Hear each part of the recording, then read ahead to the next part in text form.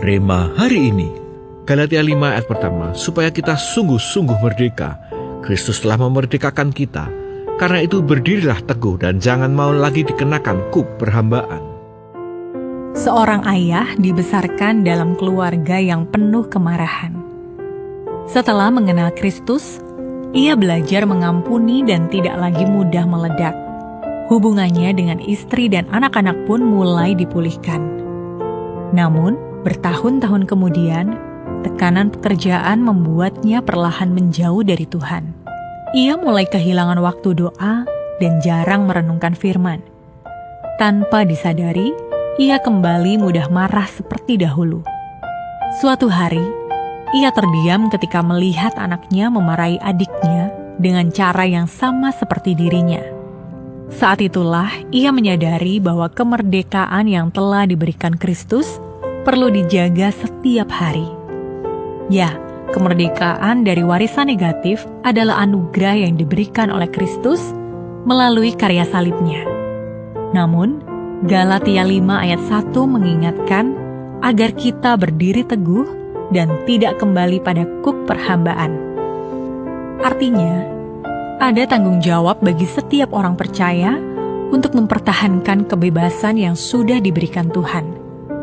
Kemerdekaan bukan berarti kita bebas hidup sembarangan, tetapi justru hidup dengan kesadaran penuh untuk tetap berjalan dalam kebenaran. Hal itu karena kemerdekaan bukan hanya peristiwa yang terjadi sekali di masa lalu, tetapi keputusan yang senantiasa harus dijalani.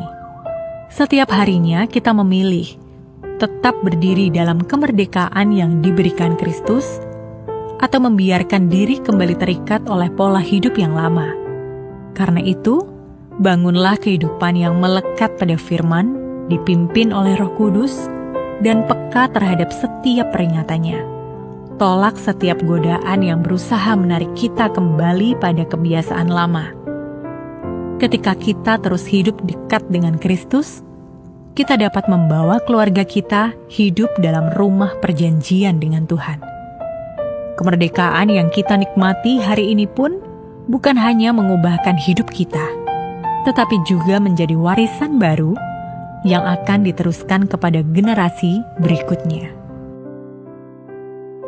Pola lama apa yang masih berusaha menarik Anda kembali? Mengapa Anda perlu menjaga kemerdekaan yang Tuhan berikan dalam hidup Anda? Langkah apa yang akan Anda lakukan untuk menjaga kemerdekaan dari warisan negatif yang Tuhan berikan?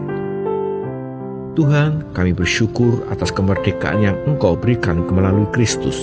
Tolong kami menjaga hidup kami agar tidak kembali pada pola lama.